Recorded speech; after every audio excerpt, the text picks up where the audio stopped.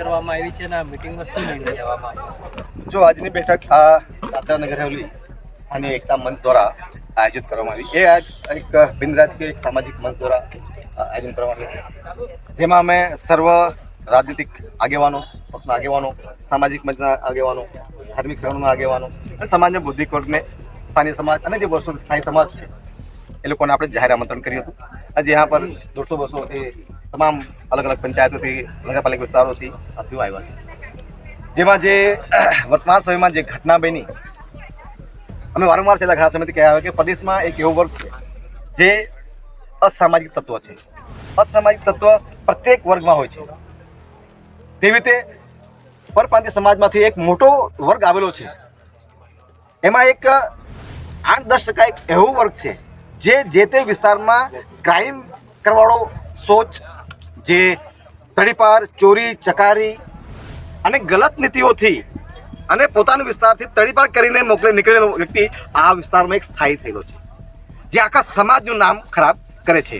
તેવું જ મામલો આવ્યો કે આજે 2-3 દિવસ પહેલાની જે ઘટના બની એ ખૂબ જ નિંદનીય અને ખૂબ જ દુઃખની વાત છે કે અમારા પ્રદેશના સાંસદ શ્રીમતી કલાબેન ઢેલકરના પરિવાર ઉપર અસામાજિક તત્વો દ્વારા અને એક મેરિડ વ્યક્તિ, એમની પત્ની, એમની એક દીકરી અને હિન્દુ મેરેજ એક્ટ મુતાબિક કે જે શાદીશુદા હોય વ્યક્તિ, જેના ઓલરેડી લગ્ન થઈ ગયેલા હોય, એ બીજા લગ્ન નહીં કરી શકે, બાવજૂદ આવા વ્યક્તિએ પોતાની પત્ની અને પોતાની દીકરીને છોડીને પોતાના નિજી ફાયદા માટે અને પોતાને આર્થિક રીતે સક્ષમ બનવાના જે સપનાઓ જોઈને અને એક જે પગલું ભર્યું અને અમારા પ્રદેશની આદિવાસી સમાજની અને મોહનભાઈ ઢેલકર પરિવાર એક એટલે પ્રદેશમાં સૌથી તાકાતવર અને બધા સમાજને સાથે લઈને ચાલવાળો વ્યક્તિ પર એના પરિવાર સીધો હાથ નાખીને જે કાર્ય કર્યું, કૃત્ય કર્યું, બિલકુલ એને અમે સહન નહીં કરી શકીએ.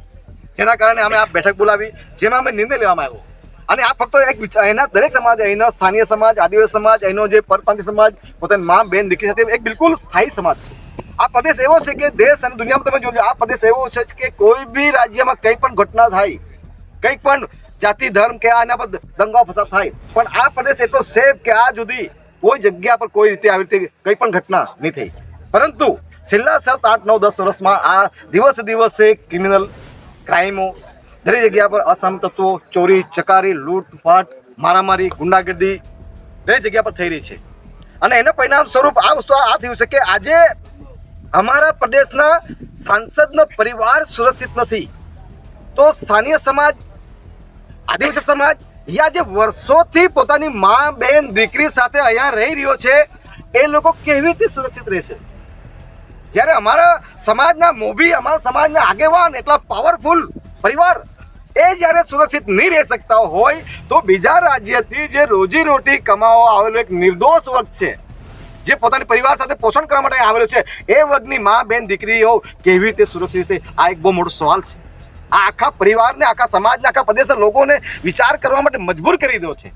જેના કારણે અમે આ પગલું લીધું છે કે હવે દાદાને હવે નહીં, અને દરેક વસ્તુ શાસન પ્રશાસન ઉપર જ હવે બધું છોડી નહીં મુકાય કે મારી બેન દીકરીને, મારા બેટીને, મારા પરિવારને, મારા સમાજના લોકોને સાચવવા માટે શું ફક્ત પોલીસ પ્રશાસનની જવાબદારી છે? શું જિલ્લા પ્રશાસનની જવાબદારી છે? એના અલાવા સામાજિક લોકોને કે સામાજિક આગેવાનો કે લોકોની બી જિમ્મેદારીઓ કે સમાજ પ્રત્યે લોકોની શું જવાબદારી છે? એ જવાબદારી આધીન મેં એઝ એ કોંગ્રેસ પાર્ટીનો પ્રેસિડેન્ટ છે, બાવજૂદ કોંગ્રેસ પાર્ટીને બેનર તલે નહીં કરતા એક સ્થાનિય સમાજના મંચ બનાવીને અમે સર્વ સમાજના લોકોને ભેગા કરીને ચર્ચા કરી કે એમાં શું કરવું જોઈએ જે ભવિષ્યમાં આવી ઘટનાઓ નહીં બને, જેમાં હવે એમાં નિર્ણય લેવામાં આવ્યો છે. અને આ મામલાને લઈને હું ઓલરેડી દોરા પર હતો મધ્યપ્રદેશ, જ્યાં ભારત સરકારના અનુસૂચિત જનજાતિ આયોગના રાષ્ટ્રીય અધ્યક્ષ જોડે પણ આ બાબતમાં મારી ગંભીરતાથી 1 કલાક ચર્ચા થઈ. અને ત્યાં પણ અમે વાત કરી છે કે છેલ્લા 30-35 વર્ષમાં જેટલી પણ પ્રદેશથી બહેનો, મહિલાઓ, દીકરીઓ ગાયબ છે, એના જાંચ તપાસ માટે એક ટાસ્ક ફોર્સ કમિટીની ગઠિત થાય. આ અમે અનુસૂચિત જનજાતિ આયોગ સમક્ષ પણ માંગ મૂકી છે અને 2 થી 3 દિવસમાં, 2-4 દિવસમાં આયોગ પણ જિલ્લા પ્રશાસનને સૂચના કરશે.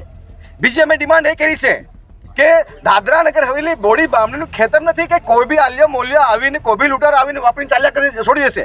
હવે અમે એવું નક્કી કર્યું છે કે જે પણ છેલ્લા 30-35 વર્ષમાં જે પણ સમાજ, બીજા રાજ્યોથી સમાજ આવેલો છે, એ સમાજ પાસે પોલીસ વેરિફિકેશન NOC લેવામાં આવે ત્યારબાદ જ નગર હવેલીમાં એન્ટર કે એને રૂમ કે નોકરીઓ આપવામાં આવે.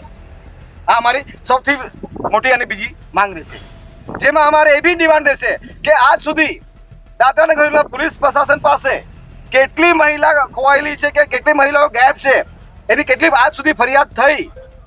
ફરિયાદની સાથે પોલીસ પ્રશાસન પાસે એમાં શું નિરાકરણ લાવ્યું અને શું કર્યું એનો ડેટા એનો રેકોર્ડ પણ અમે માંગશું.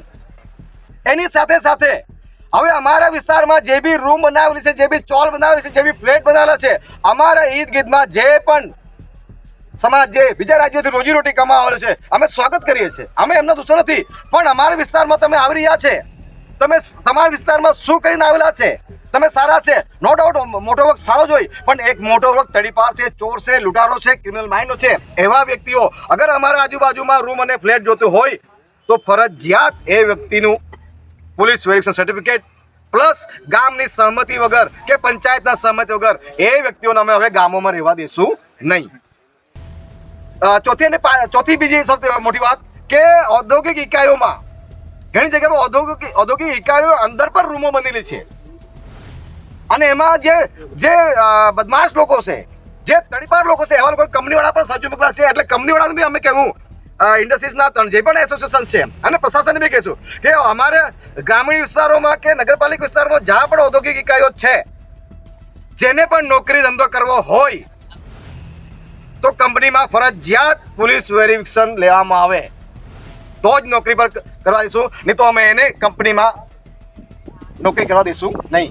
હવે અમે ફક્ત શાસન પ્રશાસન કે પોલીસ પ્રશાસન હવે અમે ડિપેન્ડ નથી રહેવાના. હવે અમે સામાજિક જવાબદારીઓ જવાબદારી લઈને અમે અમારો સમાજ, અમારો પ્રદેશ, અમારી સમાજ અને અમારા પ્રદેશમાં જે પણ મા બેન દીકરીઓ છે એ સુરક્ષિત રહી એની જવાબદારી અમે સ્થાનિક સમાજ એકતા મંચ દ્વારા લઈ રહ્યા છે.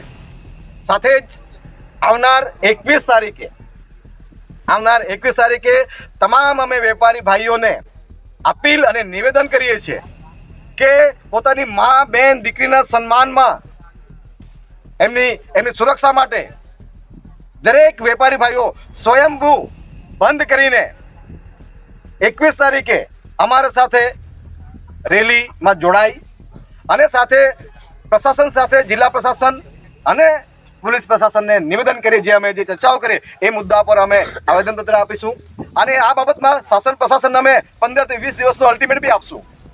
અને 15 થી 20 દિવસમાં અગર પ્રશાસન પોઝિટિવ વેમાં સકારાત્મક રૂપે અમે આ રીતે ચર્ચા કરવા તૈયાર હોય ને એનામાં પગલું નહીં ભરતું હોય તો આવનાર સમયમાં આખા નગર હવેલીને અમે રોડ પર ઉતારવાનું આહવાન કરી દઈશું. કારણ કે હવે પાણી માથાથી ઉપર આવી ગયું છે. હવે અમારી મા બેન દીકરીઓ પર હાથ નાખવાનું શરૂ કર્યું છે. એ હવે દાદરા નગર હવેલી અમારા લોકો, અમારા પ્રદેશના લોકો હવે અમે બરદાસ્ત નહીં કરીએ.